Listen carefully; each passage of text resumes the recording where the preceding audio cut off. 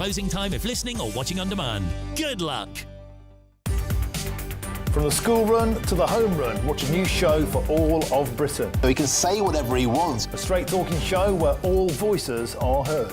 And, you know, when are we going to stop talking about smashing the gangs and actually do it? With the stories that matter from every part of our country. There's a bit of a crash landing there for your Chancellor. Bold, fearless and standing up for you. That's me, Martin Daubney, 3 p.m. till 6 p.m, weekdays, here only on GB News. The People's Channel, Britain's news channel. Westminster's full of talk, but out here, it's the real world. Am I allowed to talk now? No, that's it. This is where it matters, real people and real lives. That's what politics is all about. In fact, has Trump made a good start? No. Straight answers, no spin, and just a couple of pints. How many fingers have I ever got up? About 10. So join me for Lee Anderson's Real World every Friday at 7 p.m, only on GB News. The People's Channel, Britain's news channel.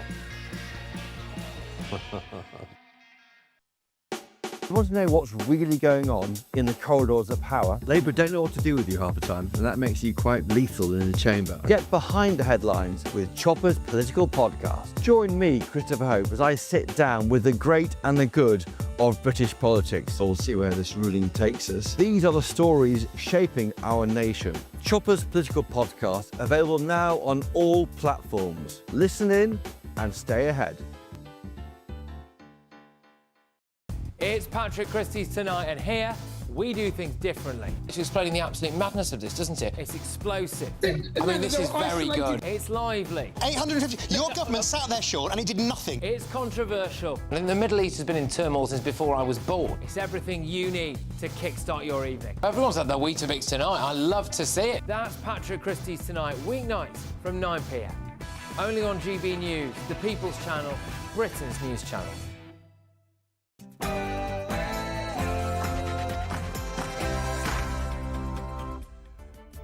Hello, good evening. It's me, Jacob Rees-Mogg, on State of the Nation tonight. J.D. Vance, the American Vice President, has launched a scathing attack on European leaders, claiming they are engaged in civilizational suicide through the form of mass migration. Meanwhile, as the UK abandons its domestic energy resources, despite what Red Ed Miliband promised, we're now relying on imports with higher emissions. The migrant crime data that were obscured from the public for so long have finally been released, and the results are unsurprisingly bad. Plus, in spite of Labour's promise to cut civil service numbers, the headcount is at an all-time high.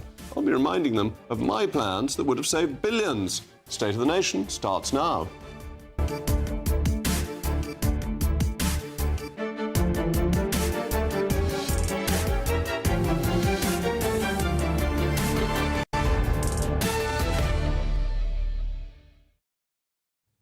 I'll also be joined by my most pertinacious panel, the Labour Party councillor, Sebastian Selleck, and the associate editor of the Daily Sceptic, Laurie Westall. As ever, let me know your views. It's mailmog@gbnews.com. But now it's your favourite time of the day, the News Bulletin with Aaron Armstrong.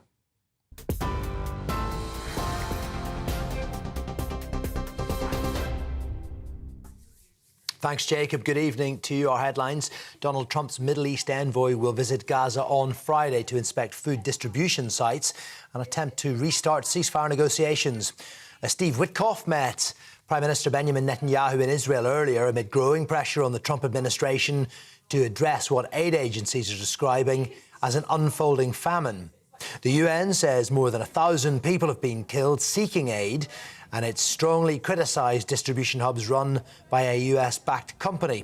Israel and the US blame Hamas for the crisis. Meanwhile, the government has dismissed criticism that its plan to recognise a Palestinian state does not involve firm conditions being placed on Hamas.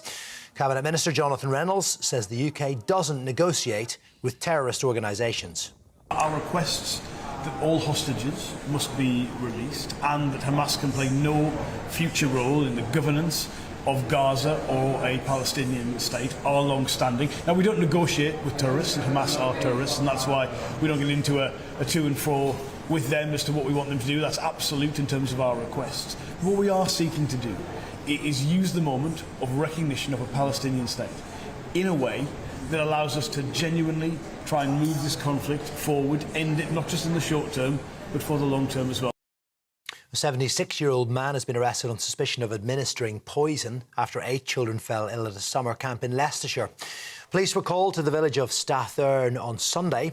The children were taken to hospital as a precaution before being discharged. The suspect was arrested at a nearby public house on Monday evening and remains in custody. The police watchdog has confirmed it is investigating the force's handling of the incident. 2 brothers accused of assaulting a police officer at Manchester Airport will face a retrial in April next year. Mohammed Amaz and his brother Mohammed Ahmad are charged with assaulting PC Zachary Marsden during the incident last summer. Amaz, on the right, was found guilty on 3 counts of assaulting 2 female police officers and a member of the public on Wednesday. Today, at a separate hearing, Amaz was refused bail and remanded in custody until a further hearing on August the 26th. Mr Ahmad was granted unconditional bail. Singer Jess Glynn says she feels sick after the White House used her hit song Hold My Hand in a meme-style video promoting deportations. And the clip shows migrants in handcuffs boarding a plane with the viral Jet2 Holidays advert and its now infamous line, "Nothing beats a Jet2 holiday," dubbed over the top. Well, Glynn says her music is about love, unity and positivity, not division or hate. Those are your headlines. I'll be back with more at 9 o'clock. Now it's over to Jacob. For the very latest GB News direct to your smartphone, sign up to News Alerts by scanning the QR code or go to gbnews.com/alerts.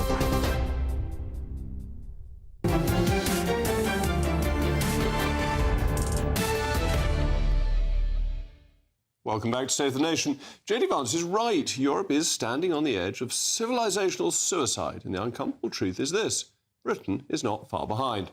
This week, the data laid it bare. England and Wales saw the second largest population increase in over 75 years. Nearly 707,000 more people added in a single year. And what drove that increase? Not births, not returning Britons, but migration, to the tune of 690,000 people. That's 98% of the growth. We are importing at the rate of the population of Norway every few years. But it's being done quietly, without debate and without consent. And it's not sustainable, but nor is it accidental. This is a policy fostered by the ABR, crafted by Whitehall, implemented by weak ministers, cheered on by corporate lobbyists, and defended by people who think protecting your borders is racist. Vance has told the truth. In Europe, he says, the elites are unwilling to secure their borders, unable to define their values, and increasingly hostile to their own history. He pointed especially to Germany and France, societies being hollowed out from within by mass immigration and cultural self-erasure. And then he issued the warning: if Europe doesn't recover the will to survive, it won't survive if it doesn't defend itself.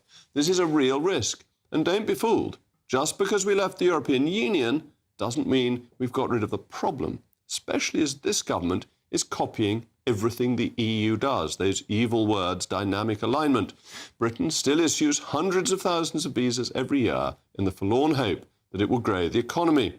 We're told this is an economic necessity. The ABR's got this hopelessly wrong because it actually costs taxpayers money, and the consequences are real. Schools are overwhelmed, NHS waiting lists explode, social cohesion breaks down, and a generation of British citizens are left wondering what country their children will inherit.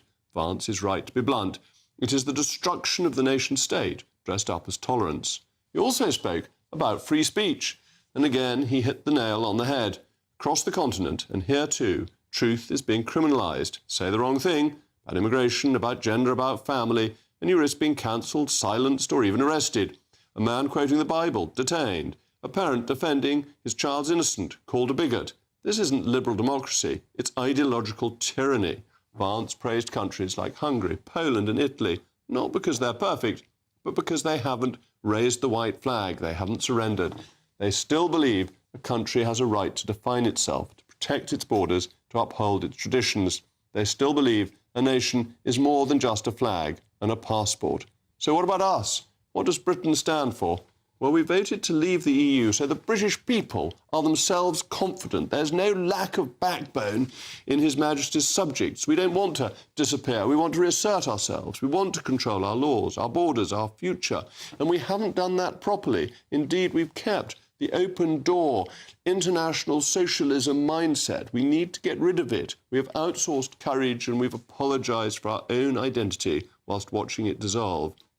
This must stop. Mass migration must stop. The numbers must go to net zero, the one net zero that might work. And we must rebuild trust in the idea that British citizenship, being a subject of His Majesty, means something, and that British culture, a 1,000-year-old culture, is worth defending, and we need to do it now.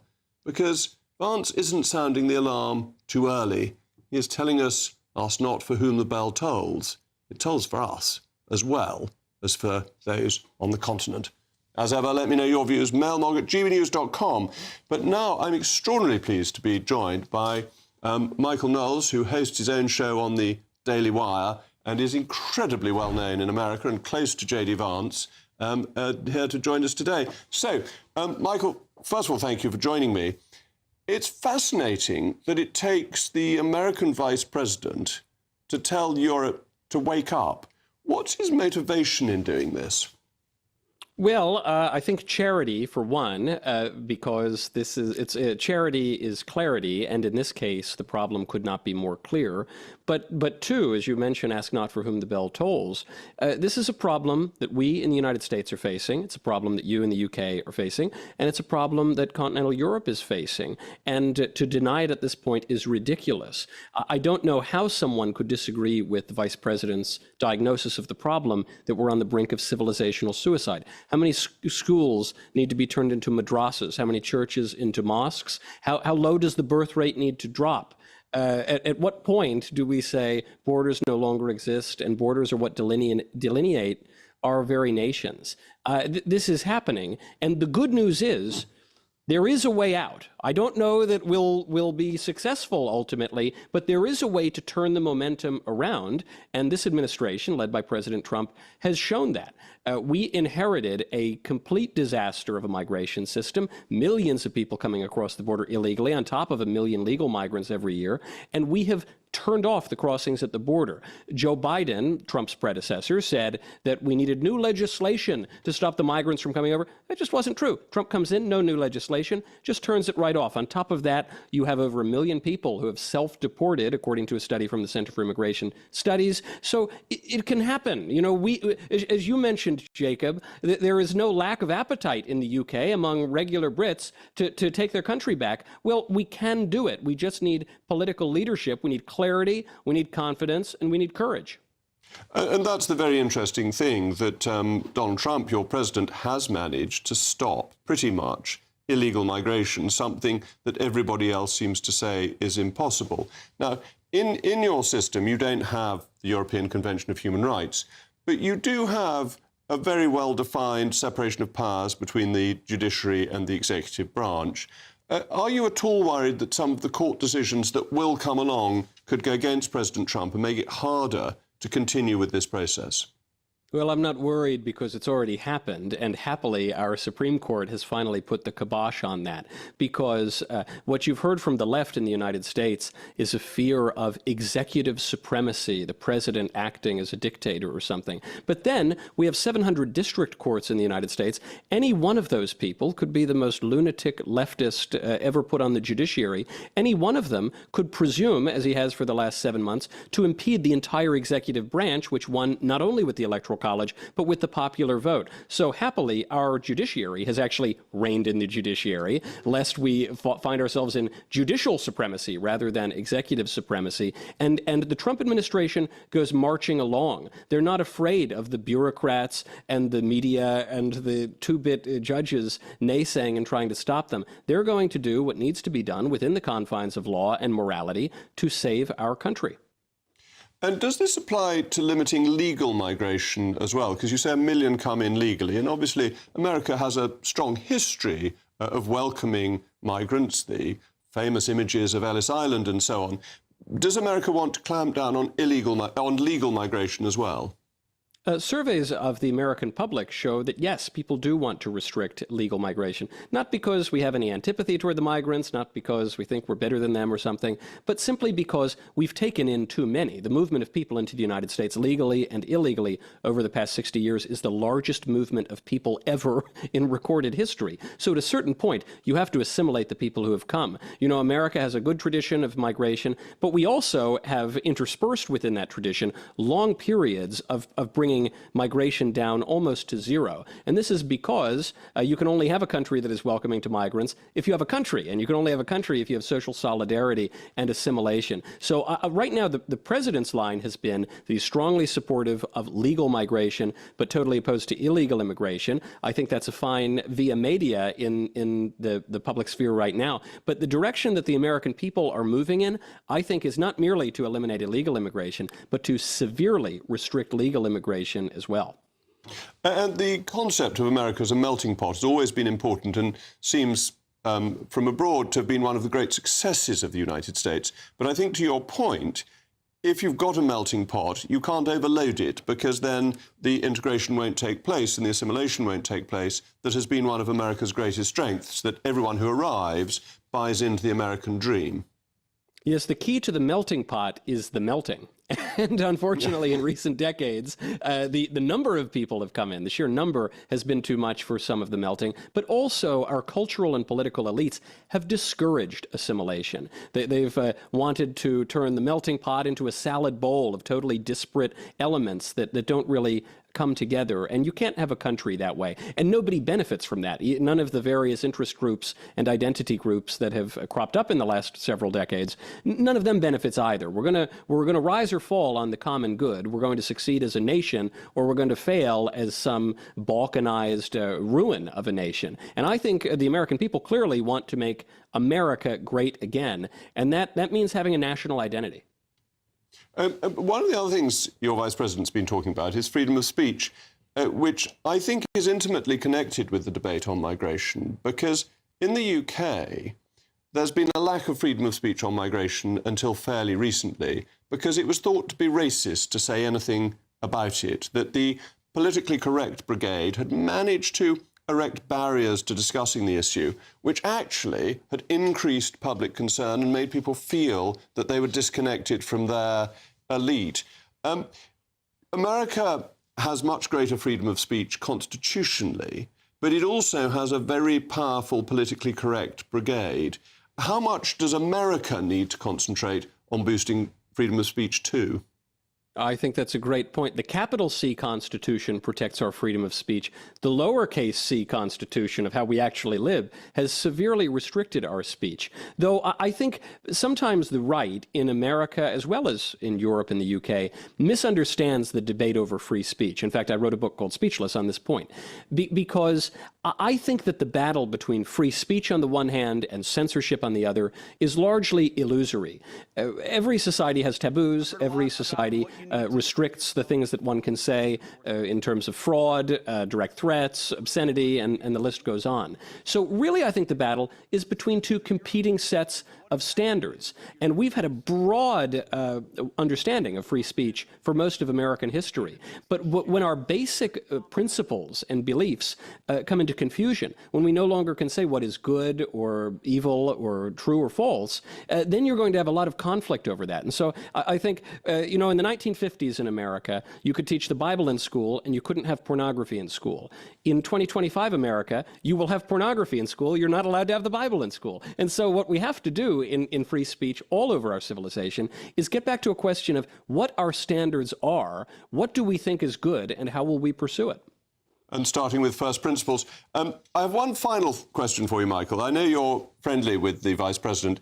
He's coming to England for his summer holiday, and he's going to the Cotswolds, not to Somerset. Will you say to him the next time he comes, do come to Somerset? He would be very welcome in West Hertfordshire, and Somerset is the finest county in the whole of the United Kingdom. Will you pass that on?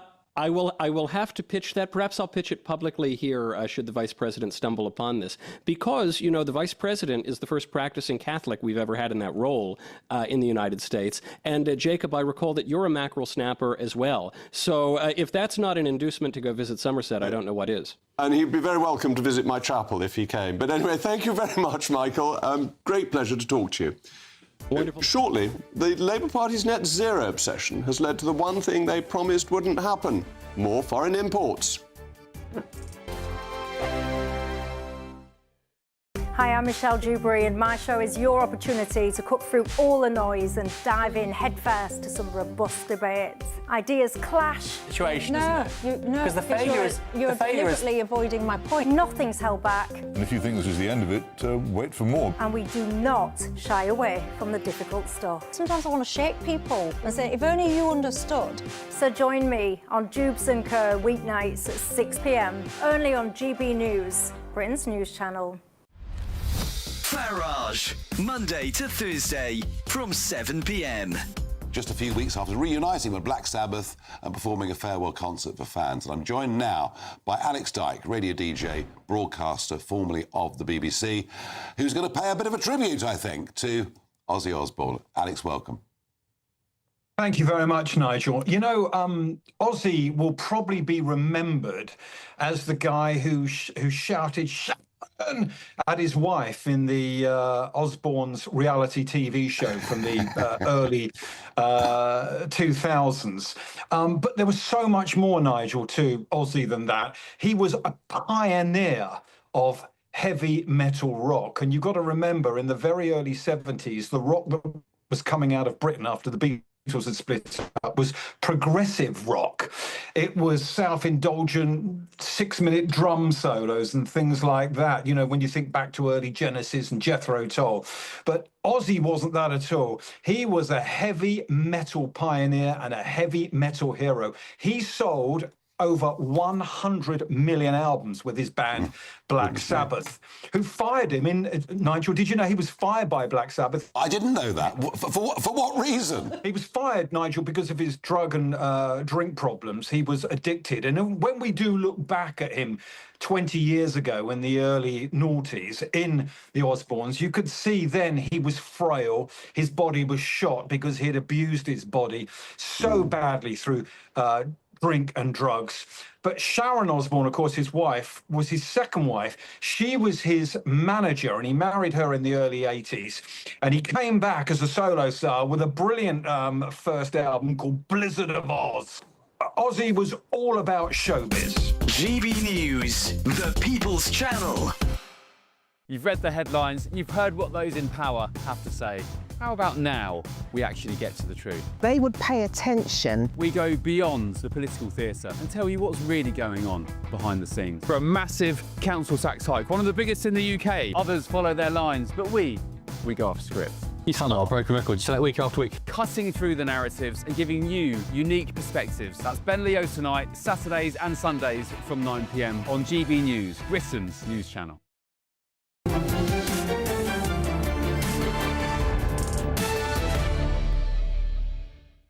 Welcome back. I'm still Jacob Rees-Mogg, and we were talking about J.D. Vance's view of Europe, and the mail mogs have come in. Andrew says, who do you think could be the UK's equivalent of Trump or Vance? That is a very good question. And Jess says, wasn't the Boris wave part of this problem, though, Jacob? And yes, Jess, you are absolutely right. I'm afraid it was. Diana, how has Starmer been able to go against the Brexit vote and just go ahead with getting us back in the EU by the back door? Governments can do what they want, but don't worry, we're not back in, and a new government can reverse his dynamic alignment. New figures today show that British gas imports rose nearly 20% in the first 3 months of the year, while domestic production from the North Sea dropped by almost 7%. That's not a coincidence. It's the direct result of Ed Miliband's decision to block new oil and gas exploration in UK waters and the high taxes imposed on our fossil fuel industries. Instead of using our own resources, we're now relying more heavily on imported gas, much of it more expensive and with a higher environmental cost. Meanwhile, wind output fell by 13% during the same period, underscoring the volatility of renewables. This is the consequence of the absurd net zero targets. less energy independence, higher bills, and increased reliance on foreign suppliers. I'm joined now by a friend of the programme, Bob Ward, the Policy and Communications Director of the Grantham Institute on Climate Change. Bob, thank you for coming back. Hi, Sir Jacob. This is exactly what we don't want to do, isn't it? That even if you want to get to net zero, it's accepted that gas is a transition fuel. The North Sea Authority is called the Transition Authority, and that we therefore ought to be maximising our own resources rather than bringing in liquefied gas that has higher emissions and costs more. Yeah, so the problem we have is that the North Sea is running out of oil and gas and production's going down over the long term. So between 2010 and 2023, gas production went down 40% in the North Sea. And so the increase in imports that we've seen in the first quarter of this year was a result that compared to last year's first quarter, there was less wind around to generate the electricity. Now, the problem we have is that it's now so expensive to operate in the North Sea that you actually need high consumer prices in order to get oil and gas companies to drill in the North Sea. So you have to choose, I'm afraid, between whether you want low consumer prices or you want lots more drilling in the North Sea. Up to a point, because there are very high taxes on the operators in the North Sea. The windfall tax, which actually was put on by the Conservatives, much though I opposed it, has undermined the economics of North Sea drilling. And therefore, the Treasury, by being greedy, has actually made it harder to maximise the use of our assets. Well, it's worth remembering that in 2019, there was almost no investment going into the North Sea, and that wasn't because of windfall taxes. It's because you had a low oil and gas price. And that's the problem for the industry. Remember, the windfall tax was put in because you had to pay out, your government, of over £50 billion in subsidies for consumers because the gas price went up and you had to protect consumers. Actually, timing right, it was the other way round, that the windfall tax went on when Rishi Sunak was Chancellor, and then the support came in later. I was actually Energy Secretary at the time. But it was cited that the reason was the need to claw back the money that had gone to oil and gas companies. They made excessive profits. But now they're not. And of course, in 2020, during COVID, the price of a barrel of oil went into negative territory because demand had collapsed. So it is a volatile commodity price. But not only have we got North Sea deposits, but we've also got fracking, which is not an expensive or new technology.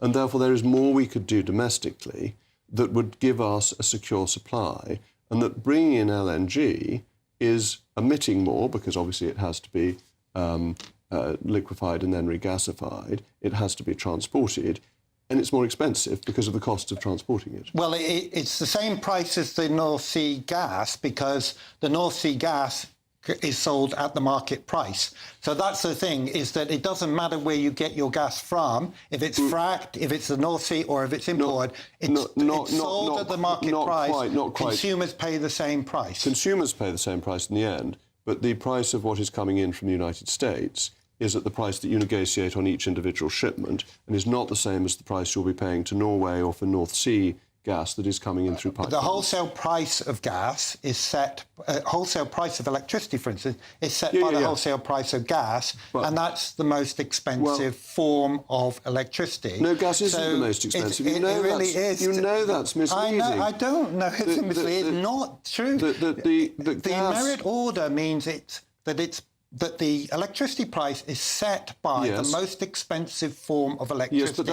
and that's gas. But that's completely distorted, as you know, by having to keep gas-powered stations online for when there's no wind. We've had a 13% fall in wind, so you're using some very old gas stations that haven't been renewed. But if you were using gas consistently, the cost per kilowatt hour, per megawatt hour, would be much reduced. No, That's what leads to those spikes. No, it really wouldn't, because the wholesale price of gas is set by the market price.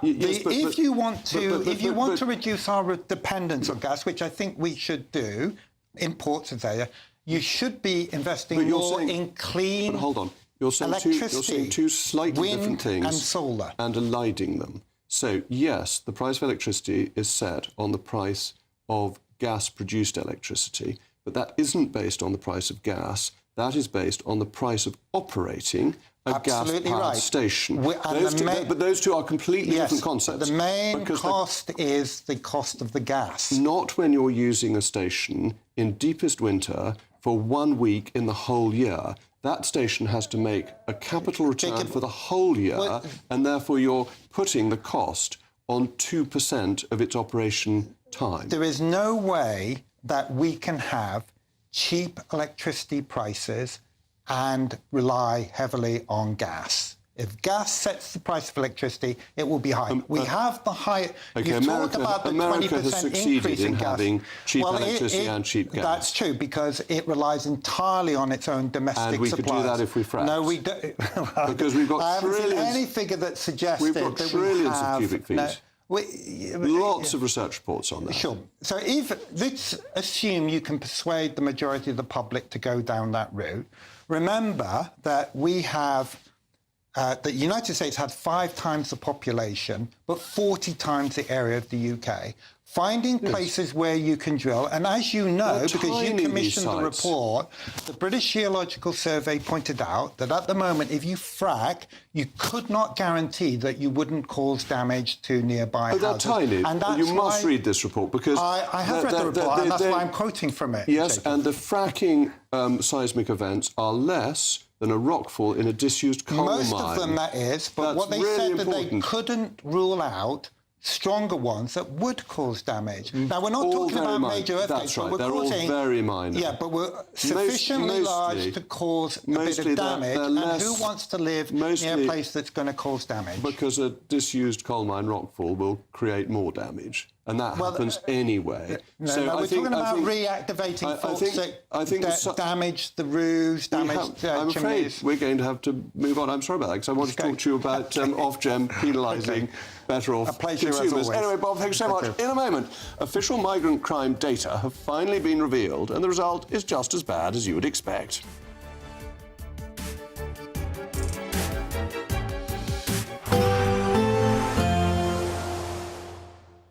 Dinner under the stars tonight? That reminds me of our travel insurance. You mean all clear skies? All Clear Travel Insurance sponsors GBNews Travel Destinations Forecast. Quite a messy picture across Europe at the moment. Some places will have decent dry weather, but there is also some heavy thundery rain around. Temperatures across parts of Greece and Turkey not as high as they were to start the week, but nonetheless still pretty hot. And with that hot air, we are seeing some hefty showers. Could be some thunder also across parts of northern Italy, and some fairly frequent showers across central parts of Spain. A few showery bursts across the Canary Islands as well. Otherwise, a lot of dry weather, and more dry weather to come into the weekend. All Clear Travel Insurance sponsors GBNews Travel Destinations Forecast. Evening, welcome to your latest weather update from the Met Office here on GB News. Some lively weather in the forecast, but for many places tomorrow's going to be fine, dry and bright. So there'll be a few showers here and there and quite a brisk and fresh wind blowing.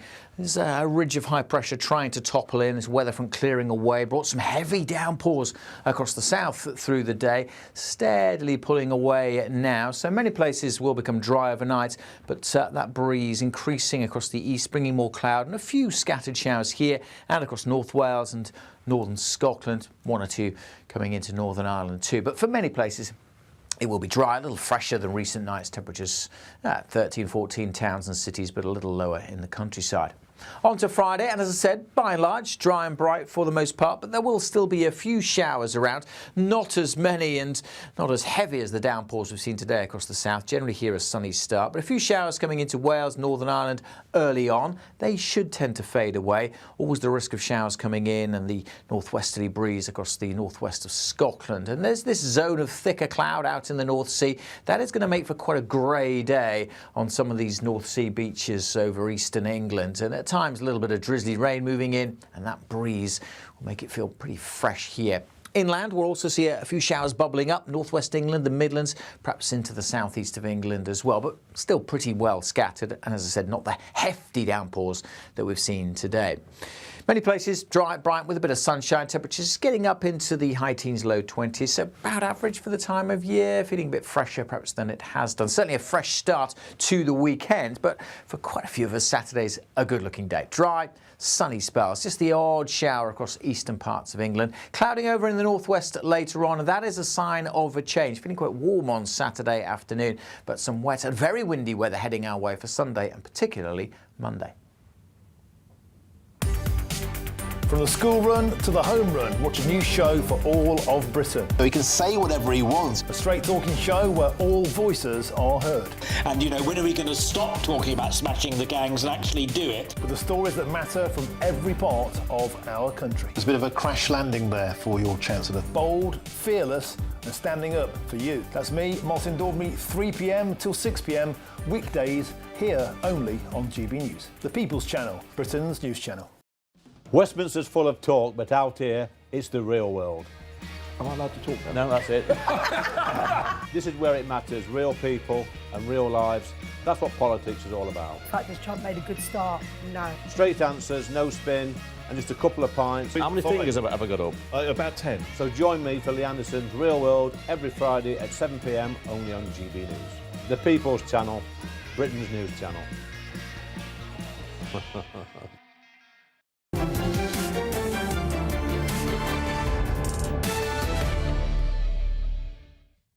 For years, the Blob has blocked the publication of migrant crime data on the basis that the public can't be trusted with the truth.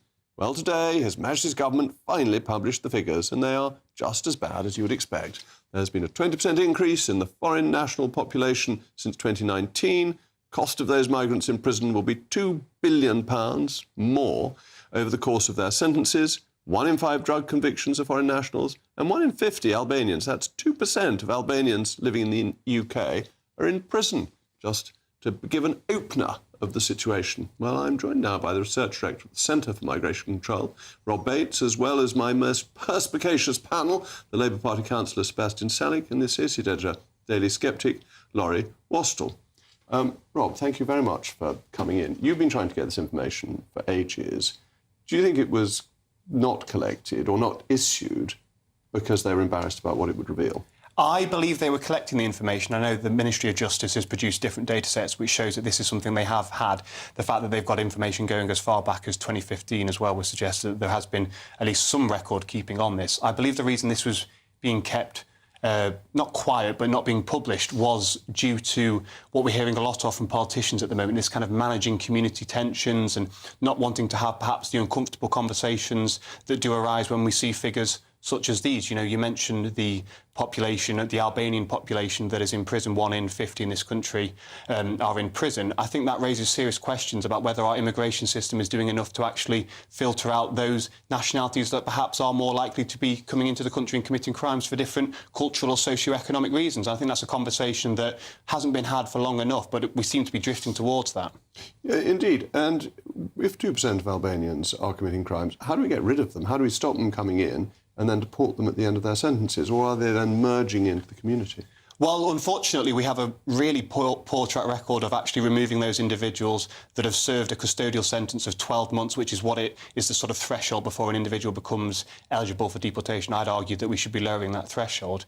But we have about 18,000 individuals who have served over a year in prison that have been then readmitted into the community. So they kind of hang in this status as eligible for deportation. They are still existing alongside the British public, sort of still, we don't really know to what extent they've been rehabilitated, but yet they, rather than being removed from the country, have been readmitted into British society despite having come to our country and shown sort of grave offence to our laws, our customs and individuals that live in this country. And what can we do about the cost? Can we send prisoners abroad to serve their sentences, or should we not worry too much about their sentences and just deport them the moment they're found guilty, unless it's a very, very serious crime? I believe that any individual convicted of a crime should be deported to their country of origin, ideally, if that country can be entered into an agreement, and we can use all kinds of muscle and diplomatic pressure to bring that to bear. I think then what we would have to do is a sort of checking process to make sure that those individuals are being sort of housed in a prison in that country of origin. But I think it's really important that we don't get into a state where we sort of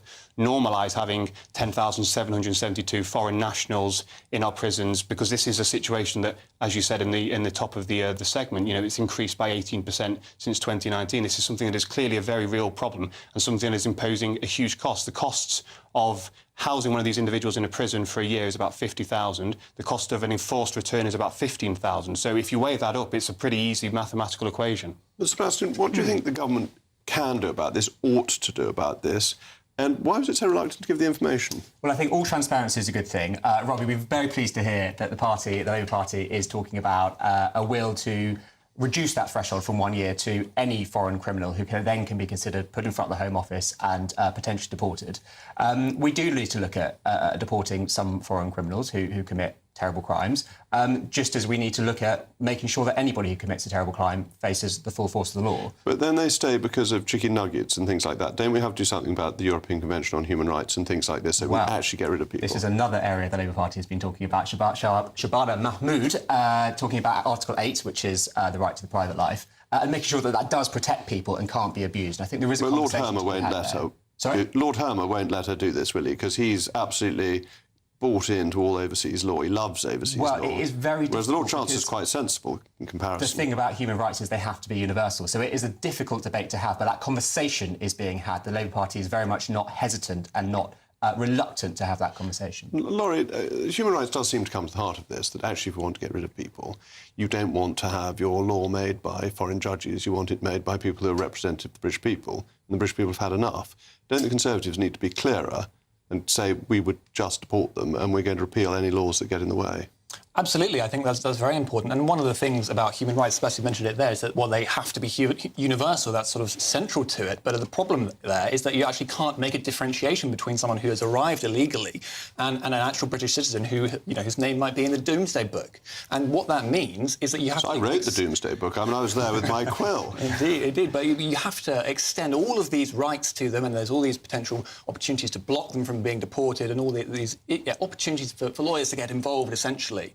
That means that this is a real obstruction to our ability to deal with these people who can be breaking into our country and sometimes committing crimes. Well, thank you very much to Rob. I'm going to keep my panel with me, because in other news this evening, we've seen protests in Epping and Waterlooville. Waterlooville is in Suella Braverman's constituency over the continued use of hotels to house migrants, in spite of the Labour government's pledge to bring the regime to an end. Well, but back to my panel specimen, can come to you first again, because the government said it would stop using hotels a year ago, and it's using more hotels than ever, and it's booking 4-star hotels, and people have had enough of this, because it's better accommodation if you're an illegal immigrant who's come over in a boat than if you're a constituent who has been living in the area for years. So what the government has said is that it will stop using them by, I think, the year is 2029. So it's a phased approach, and that's necessary. By the next election? Or after the next election, well, this isn't going to be a quick job, is it? There are a lot of people who are coming in. There are a lot of claims that need to be processed.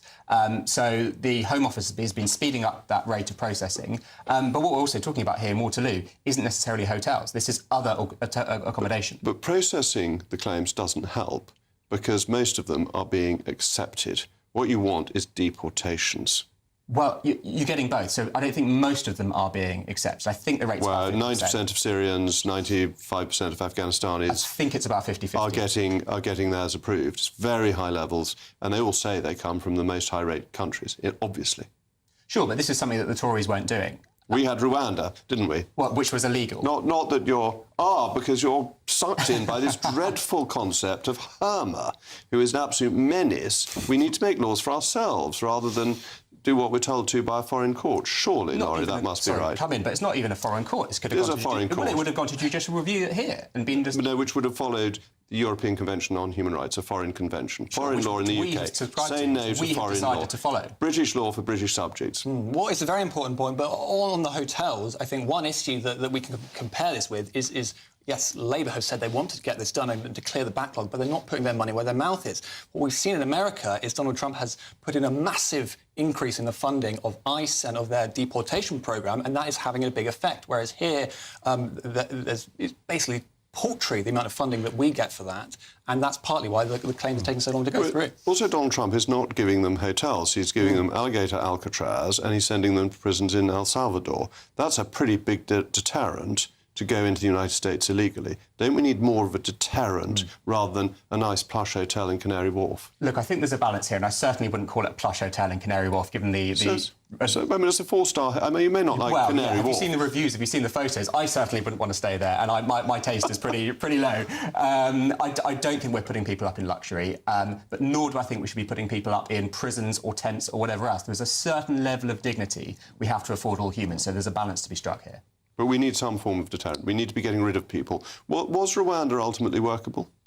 I think it could have been, yes. If we did leave the ECHR, we could have actually gone ahead with that. I mean, that was one of the reasons that Suella Braverman resigned, for instance, was that, yes, there was this plan, this eye-catching plan of Rwanda that got a lot of criticism because it didn't really end up getting many flights off the ground. But that was partly because they didn't really follow through with it. And one of the reasons that we know that Rwanda was having an effect is that actually we saw these riots recently in Ballymena in Northern Ireland, and that's partly because they've had an ongoing migration crisis, but in particular, an enormous amount of migrants moved from the Republic to Northern Ireland after Keir Starmer came in, when he scrapped Rwanda because it was a deterrent. Because Rwanda was having the effect of sending people to the Republic of Ireland before it had even taken one person there. So deterrents really do work, and Labour hasn't come up with any solution, any idea of a deterrent at this stage. Well, we've had a piecemeal approach, haven't we? We've had the deal with France, which is part of a solution. It's not going to be a panacea, but it's part of an overall solution.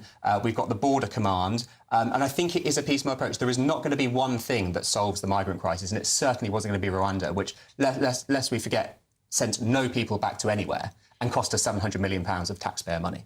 But it was already a deterrent even before it had happened, and that if we hadn't bound ourselves by a foreign court and foreign laws, we could have started deporting people to Rwanda. That was the problem, and it just needed proper legislation to reassert parliamentary sovereignty. If we want to talk about parliamentary sovereignty, the ECHR is imported into English law through the Human Rights Act. And therefore it could be deported. We can deport the European Convention. Should we really repeat the Human Rights Act? I think that is the best pun we have had on GB News on this very sensitive issue, actually. I'm not sure we should make puns on deportation, but thank you to Rob and to my panel. In a moment, Labour promised to cut the civil service to save your hard-earned money, but the new figures tell a different story.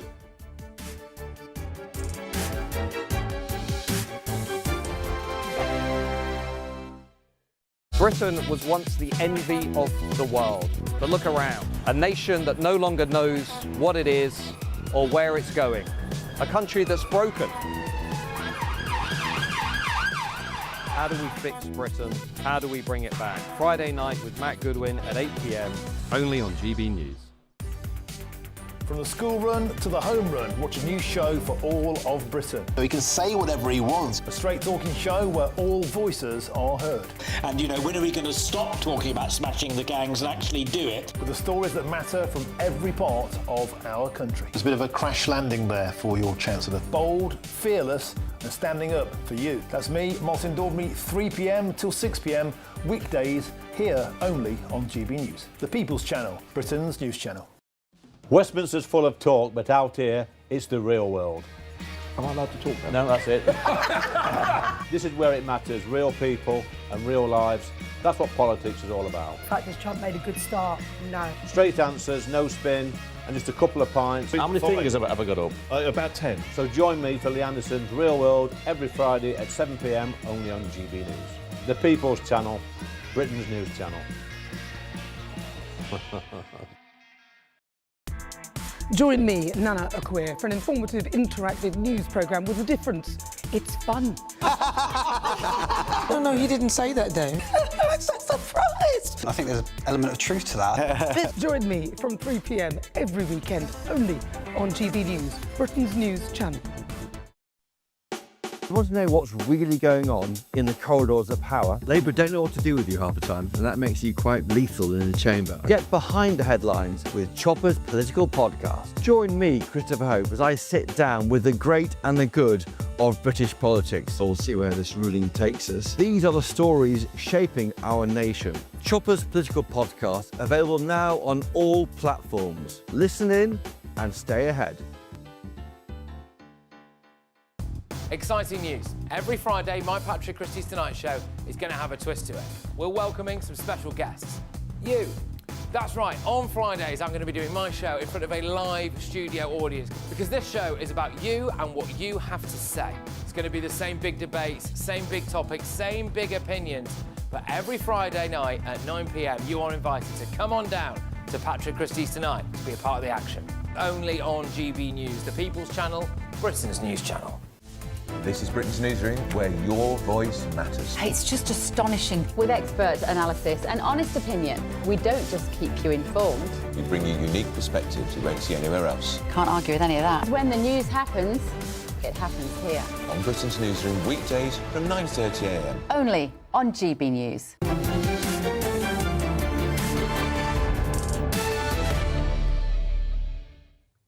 Well, back when I was in the Cabinet Office, we built a plan to cut the civil service numbers by 90,000 to pre-Brexit levels, a plan that was estimated to save several £billion. From memory, I think £6 billion. Unfortunately, the plan never came to fruition once Boris Johnson was ousted and I got moved on. However, when Labour came in, it promised to cut the numbers too. Official figures have now shown Labour's been on a hiring spree and the total headcount is at a 20-year high. Well, my perspicacious panel is with me, Sebastian Salick and Laurie Wastel. Laurie, this is absolutely essential, isn't it, that taxpayers' money must be well spent. And the natural inclination of the civil service is to grow. And it's only if you're completely focused on it, as Francis Maud was, who did a brilliant job for David Cameron, that you get any reduction. Otherwise, up and up it goes. Absolutely. I think that's a key dynamic here. And what you have seen across a number of years, but there's been an example of Starmer doing it in particular, is coming out against the civil service or saying it's inefficient in some way and not really following through. I mean, so that was that classic remark back in December, which was that we were stuck in the tepid bath of managed decline. That Starmer said was a very unusual, unlikely comment, almost populist sounding for him. But within a couple of days, there was backlash. And of course, we have to remember that in many ways, the civil service blob, the state-paid employees are really Labour's natural constituency in a way, and he couldn't really follow through on any of that rhetoric. But there's a real problem for any government, regardless of party politics, that productivity in the public sector has been declining. It's been flat since 1997, and since 2019 it's actually declined. And therefore you're paying out all this money and you are not getting the services that you expect. Absolutely, and there are a lot of reasons for this, but one, we can talk about the civil service itself, but I think it's also worth thinking about the amount of legal hoops that they have to jump through. And now we were talking about the ECHR earlier, there's the ECHR, the Human Rights Act, but there are so many more as well. There's the Equality Act, there's the Environment Act, which was brought in under Conservative government, but, there's other duties on civil service. There's the Civil Service Code, and as there's all of these legal duties from Lord Hermer as well. There's that idea of the judge over your shoulder that all civil service servants must abide by whenever they are making policy. And so this makes things extraordinarily slow to actually get anything done, even if you are a civil servant who's minded to do something. Sebastian, isn't it just as infuriating for Labour ministers as it was for Conservative ministers that the civil service grows and grows, but that when they came into office, they just didn't know what they wanted to do. And so there's no control, there's no feeling of grip coming from Downing Street or the Cabinet Office. Well, the crucial thing here is the timing. So Labour initially said it wanted to shrink the civil service by 15% or shrink costs by 15% in March. And the data that we're seeing today of the civil service growing was from March. So you can't use this to make a call no, but on it had Labour's gone up so far. In the year to March, which was mostly under the Labour Party's control, and it just as if they came into office and the civil service has made a mockery of them, that they had an inexperienced government and they thought, well, we can just grow our numbers. We'll just go on a hiring spree. I think Labour came into government and it was business as usual. Remember, the civil service has been growing since 2015, 2016, so almost a decade. It was only in March when the announcement came, we're going to cut. Actually, my brief period in the Cabinet Office, it was frozen at that point. It wasn't going up. It's now gone up in a great leap since Labour's come in. I don't know about the biggest leaps have come during Brexit and during COVID. That's we can absolutely understand right. why that's happened. That's absolutely right. But actually, it always goes up unless there's somebody who's got detailed control. And that's what you need. You need somebody who is controlling it. And Labour just took its eye off the ball over the last year. It's been very careless in government. I think you have to be very careful about what you do when you come in very quickly. You come in for the first time in 15 years. You've got an agenda to deliver.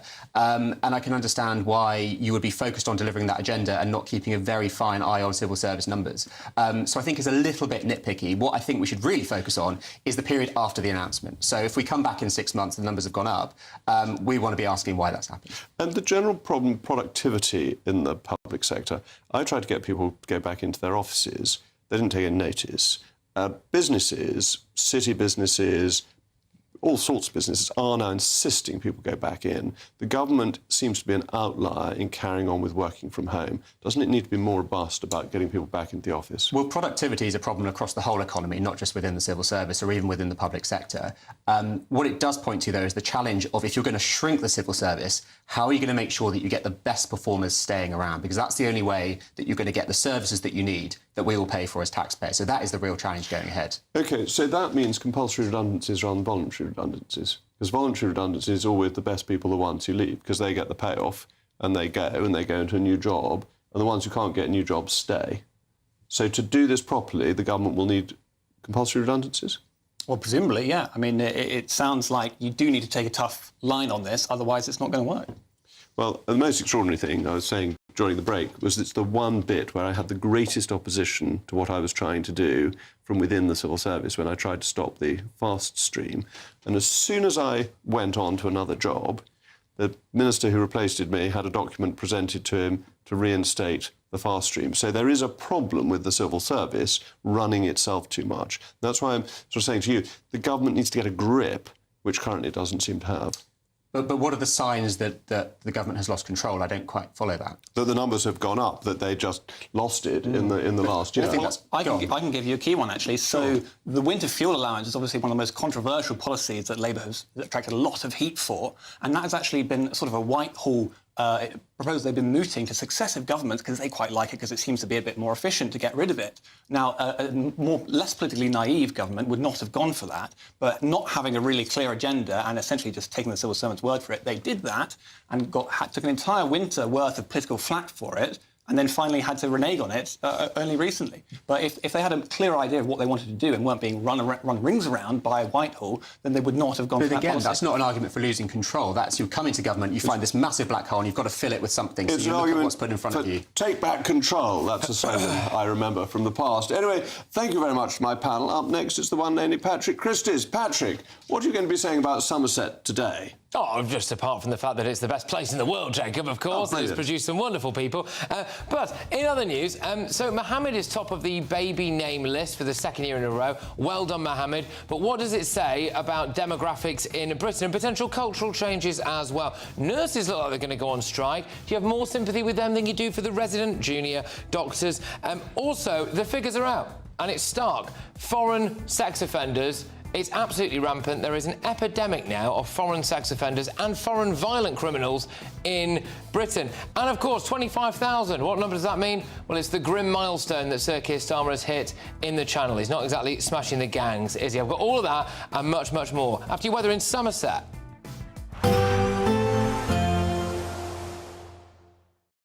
Expect a warm front, moving from the kitchen right through to the rest of the house.